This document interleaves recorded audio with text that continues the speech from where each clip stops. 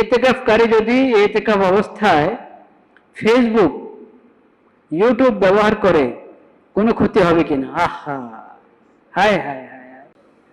আরে ভাই, আপনি চাইলে তো নিজের পুরো ঘরে নিয়ে আসতে পারেন মসজিদে, চাইলে তো আপনি পুরো অফিসে মসজিদে নিয়ে আসতে পারেন। বড় বড় ব্যবসায়ীরা এতেকাফ করতে মনে চেয়েছে, কিন্তু একবারে ব্যবসার হিসাব খাতা কম্পিউটার সব নিয়ে মসজিদে এসে ঢুকলো। হ্যাঁ, এতেকাফ হলো, ব্যবসা হলো। এরকম এতেকাফ করলে মন মানবে আপনাদের? আহ, এই যে এই ইন্টারনেট নিয়ে, স্মার্টফোন নিয়ে মসজিদে ঢুকবেন, বুঝতে পেরেছেন? আগের জমানা যারা এতেকাফ করতো না, নিজের ঘরে থাকতো, তাদের হালাত বর্তমানে অলৌকিক থেকে ভালো।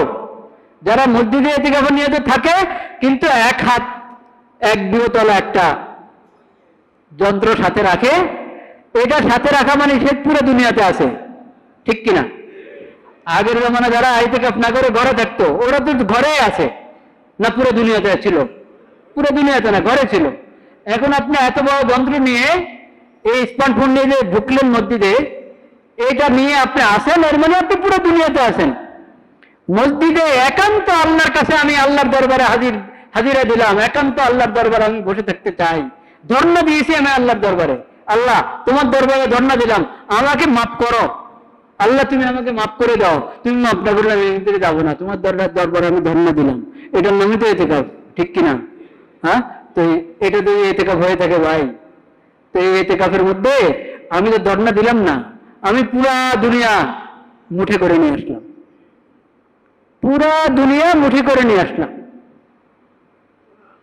মসজিদের বাইরে দুনিয়ার কোন আনাচে কানাচে কি হচ্ছে, কোন কোনায় কি হচ্ছে, সব আমি আপডেট। আহা, পুরা দুনিয়ার ব্যাপারে যে আপডেট, সে কিসের ইতিকাফ করছে?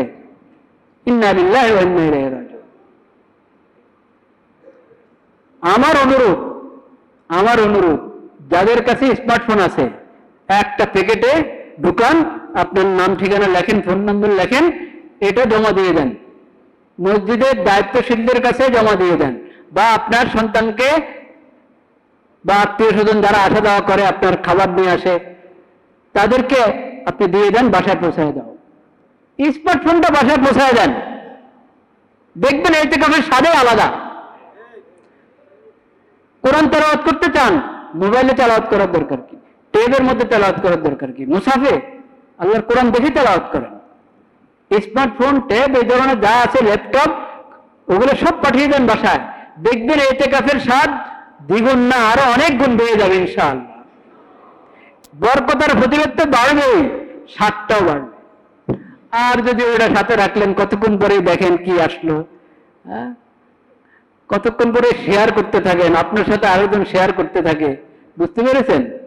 তারপরে আরো এখন কি বললো ফেসবুক আর কি কি, আহারে, এটা তো চোখের গুণা থেকে বাঁচার উপায় আছে? আমাকে বলেন।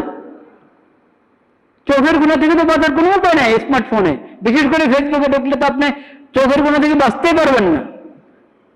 নেটে ঢুকলে তো চোখের গুণা থেকে বাঁচাই অসম্ভবের মতো। তো কমপক্ষে এই ইতিকাফের সময়টা এই গুণাটা না করি, মসজিদে বসে আল্লাহর দরবারে ধর্ণা দিয়ে ইতিকাফের সময় রমজানের শেষ দশকে এই গুণাটা, চোখের গুণা না করি, হাতের গুণা না করি, কানের গুণা না করি, সময়কে অহেতুক অনর্থক নষ্ট না করি, আমার দিলটা এখন আল্লাহর সঙ্গে লেগে থাকবে। সে জায়গায় এই স্মার্টফোনের কারণে পুরো দুনিয়ার সঙ্গে যুক্ত আমার দিল, পুরো দুনিয়ার সঙ্গে আমার দিলটা যুক্ত। অথচ হাদিস শরীফ আমাদেরকে শিখিয়েছে, মসজিদ থেকে তুমি যখন বের হবে, তোমার দিলটা যাতে মসজিদের সাথে আটকা থাকে, লটকে থাকে, তোমার দিলটা যাতে মসজিদের সাথে লটকে থাকে।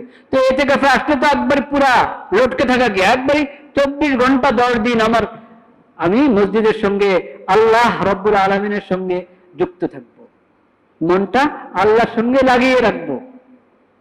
সে জায়গায় আমি মসজিদে থাকা অবস্থায় পুরা দুনিয়ার সাথে আমার দিলটা ব্যস্ত, পুরা দুনিয়াকে নিয়ে আমার দিল ব্যস্ত। মোবাইল, নেটওয়ালা মোবাইল থাকা মানে হলো পুরা দুনিয়াকে নিয়ে আমার দিল ব্যস্ত। এটা ইতিকাফের প্রাণ, নষ্ট করে ফেলে। এতেকাফের পান কি নষ্ট করে ফেলে। এতেকাফের মধ্যে আর কোনো রূহ থাকে না, প্রাণ বলতে কিছু থাকে না। এটা থেকে বাঁচার চেষ্টা করি ভাইরা। একবারে নেট কানেকশন বন্ধ করে ওটা কি ইয়েতে দিয়ে দেন, ফ্ল্যাট কি ইয়েতে মোডে, ওই মোডে দিয়ে দেন, বাস মোডে দিয়ে রেখে দেন, খুলবে না।